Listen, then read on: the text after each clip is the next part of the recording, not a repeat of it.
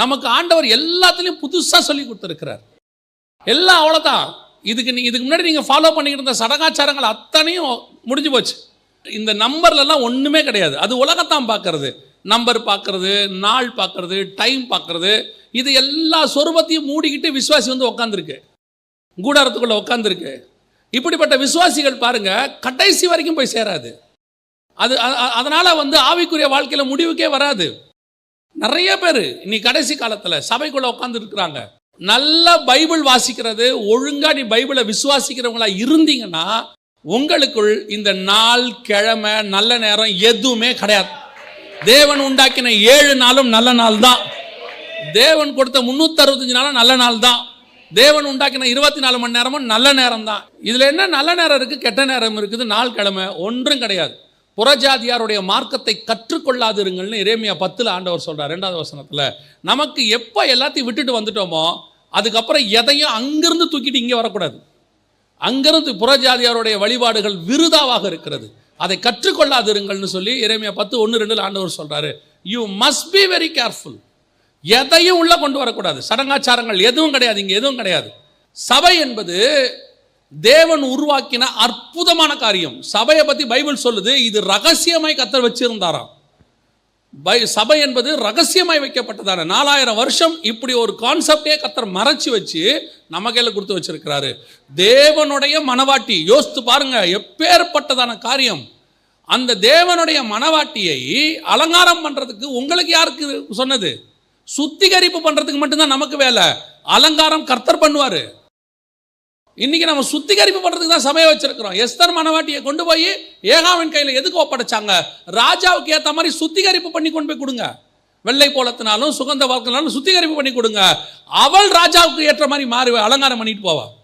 இன்னைக்கு சபை புறஜாதியோட மார்க்கத்தில் மூழ்கிருச்சு. கொஞ்சம் கொஞ்சமா இதை இப்படி ஆரம்பிச்சு இப்ப என்ன வந்துருச்சு தெரியுமா? இப்ப யாரும் ஒட்டகத்தின் சேனையை போட்டு மூடிலாம் உட்காரல, வெளியரங்கமாயிட்டான். சபைக்குள்ள புறஜாதியருடைய காரியங்கள் அத்தனை வெளியரங்கமாயிருச்சு. கடைசியில் இப்ப சாத்தான் வழிபாடு வரைக்கும் உள்ள வந்துருச்சு. இந்த மாதிரி ஆரம்பிச்சு ஒன்னொன்னா சபைக்குள்ள வந்து இன்னைக்கு சபை எப்படி மாறிடுச்சு. பவுல் எழுதுறாரு, நீங்கள் தேவனுடைய பந்தியிலும் இருக்கிறீர்கள், பிசாசின் போஜன பந்தியிலும் இருக்கிறீர்கள். 2 நினைவுகளில் குந்தி குந்தி சபை நடக்க ஆரம்பிச்சிருச்சு. சபைக்குள்ள கர்த்தர் தெய்வமானால் கர்த்தர் இடத்துல வாங்க, பாகால் தெய்வமானால் பாகால் இடத்துல போங்கள். இப்படித்தான் சபை இருக்கணும்னு பைபிள் சொல்லியிருக்கு. அப்படித்தான் சபை இருக்கணும். சபையை மாடிஃபை பண்ணவோ நமக்கு எந்த அதிகாரம் கிடையாது. சபையை பத்திரமாய் பாதுகாக்கிற அதிகாரம் தான் கர்த்தர் நம்ம கையில் கொடுத்து வச்சிருக்கிறார். இன்னைக்கு சபை கரப்டட் முழுக்க முழுக்க. அதனால தான் ராகேல் போன்ற சபைகள் வழியிலேயே மடிந்து போகுது, வழியிலே காணாம போகுது. எல்லாம் சபைக்குள்ள வந்து இன்னைக்கு சபை எப்படி ஆகிருச்சு? ராகேலை போல கொஞ்சம் தூரம் தான் இருக்கு, ஆனால் செத்து போகுது, உள்ளே போகாது. நிறைய சபைகள் உள்ளே போக போகிறதில்ல. ஆண்டவர்கிட்ட வந்து ஓடி வந்து கேட்பாங்க, ஆண்டவரே உங்களுடைய நாமத்தினால அதை செய்தோம் அல்லவா, இதை செய்தோம் அல்லவா. கர்த்தர் சொல்கிற வார்த்தை என்ன? உங்களை அறியேன்.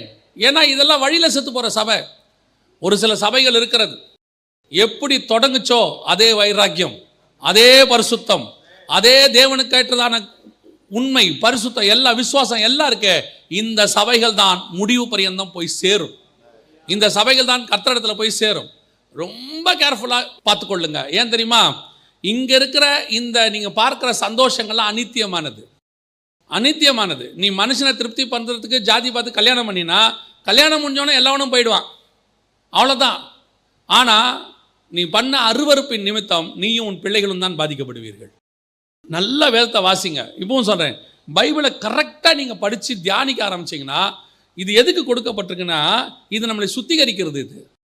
இது சுத்திகரிக்கும், நமக்குள்ள இருக்கிற காரியங்களை சொல்லிக் கொடுக்கும், எது தப்புன்னு சொல்லி.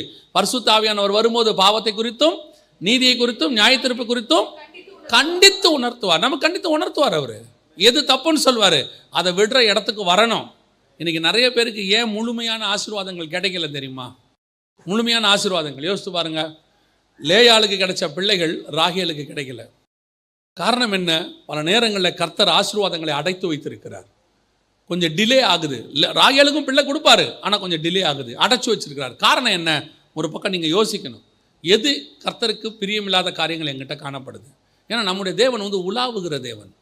ஏதோ ஒரு பக்கமாக சேர் போட்டு உட்கார்றவர் இல்லை. இப்போ ஒரு பக்கமாக சேர் போட்டு நாங்கள் உட்காந்துட்டோம்னா கார்னரில், இந்த கார்னராக நடக்குது எங்களுக்கு தெரியாது. ஆனால் எல்லாம் உலாவுகிற தேவனுக்கு எல்லாமே தெரியும். ஸ்கூலில் பார்த்தீங்கன்னு சொன்னால் இந்த பாடம் எடுக்கிற டீச்சருக்கும் இந்த செக்கிங்க்கு வருவாங்க பார்த்தீங்கன்னா ஃப்ளையிங் ஸ்குவாடுன்னு சொல்லுவாங்க. அவங்களுக்கும் என்ன வித்தியாசம்னா, இந்த பாடம் எடுக்கிற டீச்சர் ஒரு பக்கமாக நின்று பாடம் எடுத்துக்கிட்டே இருப்பார். அவர் பார்வையில் படாமல் எப்படி தப்பு செய்கிறதுன்னு பையன் கற்று வச்சுப்பான். ஏன்னா அவன் ரெகுலராக உட்காந்து பாடம் கவனிக்கிறவன். பாடம் நடத்திக்கிட்டே இருக்கும்போது சாப்பிட்றவனாக இருக்கிறான். பின்னாடி பெஞ்சில் உட்காந்து அந்த டீச்சருக்கே தெரியாமல் சாப்பிடுவான், டீச்சருக்கே தெரியாமல் பேசுவான், எல்லா வேலையும் செய்வான். ஏன்னா அவருடைய ஐசைட்டில் படாமல் இருக்கிறது எப்படின்னு அவனுக்கு தெரிஞ்சிருச்சு. அது மாதிரி தான் பாஸ்டர்ஸ், நாங்கள் ஊழியக்காரங்க, நாங்கள் ஒரு சைடாக நின்று உங்களை பார்த்துக்கிட்டு இருக்கிறோம். எங்கள் பார்வையில் உங்களுடைய சேட்டைகள் எதுவும் வராது, ஐசைட்டில் மறைஞ்சிருக்குது. நீங்களும் என்ன நினச்சிக்கிட்டீங்கன்னா, பாஸ்டருக்கு தெரில அப்படின்னு நினச்சிக்கிட்டீங்க. ஆனால் நம்ம ஆண்டவர் இருக்கார்ல, அவர் ஒரு இடமா நின்று பார்க்குற டீச்சர் இல்லை, அவர் ஃப்ளையிங் ஸ்குவாட் மாதிரி உலாவி கொண்டு இருக்கிற தேவன். இந்த ஃப்ளையிங் ஸ்குவாட் பாருங்கள், வந்த உடனே மொத்த இடத்துக்கும் உலாவுவார். அப்படியே ஒரு பையனையாக பார்ப்பார். அவர் பார்க்கும் போதே அவனுக்கு தெரிஞ்சிடும் நம்மளை கண்டுபிடிச்சிட்டான் இருந்தாலும் அப்படின்னு சொல்லி. அந்த மாதிரி தான் நம்முடைய ஆண்டவர், உலாவுகிற தேவன். அப்படியே பார்த்துக்கிட்டே வருவார். யார் யாரெல்லாம் என்னென்ன சேட்டை பண்ணுறீங்கன்னு நல்லா தெரியும். பாஸ்டருக்கு தெரியாது, ஆனால் தேவனுக்கு நன்றாக தெரியும். உங்கள் கூடாரத்துக்குள் என்ன இருக்கிறது என்பதை கர்த்தர் பார்த்துக்கிட்டு இருக்கிறார். பல நேரங்களிலே கர்த்தர் கொடுக்க வேண்டிய ஆசீர்வாதங்கள் தடைபட்டிருக்கிறதுக்கு அதுதான் காரணம். நீங்கள் உங்களுடைய சொரூபங்களை எடுத்து வெளியே போடுங்க. கர்த்தருக்கு பிரியமில்லாத காரியங்களை எடுத்து வெளியே போடுங்க. கர்த்தர் அருவருக்கிற காரியங்களை எடுத்து வெளியே போடுங்க. இன்னும் ஃபோன்லையும் உன்னுடைய லேப்டாப்லையும் உங்கள் வீட்டு டிவிலையும் கர்த்தருக்கு அருவருக்கிற காரியங்கள் எவ்வளோ இருக்குது. நீங்கள் என்னென்னலாம் பார்த்துட்ருக்கிறீங்க, வீட்டுக்குள்ளே என்னென்ன காரியங்கள் நடக்குது, எல்லாத்தையும் ஆண்டவருக்கு தெரியும். நீங்கள் பார்க்குற காரியங்கள், நீங்கள் பதுக்கி வச்சுருக்கிற காரியங்கள் எல்லாத்தையும் கர்த்தர் பார்த்துட்ருக்கிறார். ஏதோ ஊழியக்காரங்களுக்கு தெரியாது, ஏன் சில நேரத்தில் கணவனுக்கு தெரியாது, மனைவிக்கு கூட தெரியாது, பிள்ளைகளுக்கு கூட தெரியாது. ஆனால் யாருக்கு தெரியும் தெரியுமா? கர்த்தருக்கு தெரியும். ரொம்ப நாலேஜாக கணவனுக்கு தெரியாமல் பாவம் செய்கிறது, மனைவிக்கு தெரியாமல் பாவம் செய்கிறது, கண்டே பிடிக்க முடியாதபடி பாவம் செய்கிறது. அதில் ஒரு பெருமை வேறு, 10 வருஷமாக யாரும் கண்டுபிடிக்கல அப்படின்னு ஆண்டவர் சொல்லியிருக்காரு. உன்னை காட்டி கொடுக்கணும்னா முதல் நாளே காட்டி கொடுத்துருப்பேன் நான். ஏதோ நீ திருந்துவேன்னு சொல்லி கொஞ்சம் விட்டு வச்சிருக்கிற, உனக்கு நேரம் போயிட்டே இருக்கு, பார்த்துக்க. சொரூபத்தை தூக்கி நீயா வெளியே போட்டால் நல்லது. சொரூபத்தோடு ட்ராவல் பண்ண வழியில் செத்து போவ. ராகேல் சொரூபத்தோடு ட்ராவல் பண்ணுறாங்க, வழியில் செத்து போனாங்க. சொரூபம் இல்லாமல் ட்ராவல் பண்ண லேயால் அங்கே போயிட்டாங்க. ஏன் தெரியுமா? இந்த சொரூபத்தோட ட்ராவல் பண்ணுறவனுக்கு ஒரு பயம் இருந்துகிட்டே இருக்கும். பயம் இன்னொரு பாவம், பயம் இருந்துகிட்டே இருக்கும், செத்து போவான்.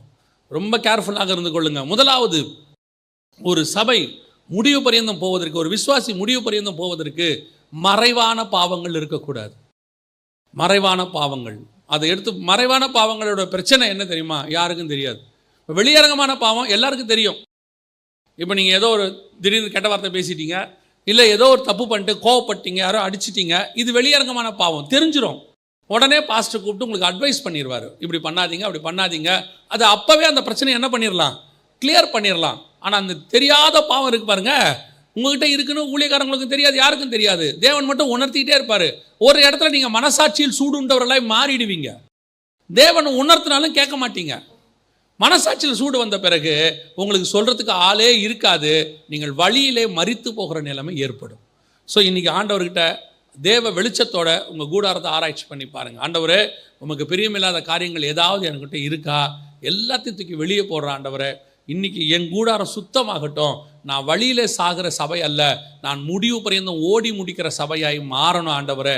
அப்படி ஒரு ஜெபம் எப்பவும் இருக்கணும், எப்பவும் இருக்கணும். அதுதான் முதலாவதாகும்.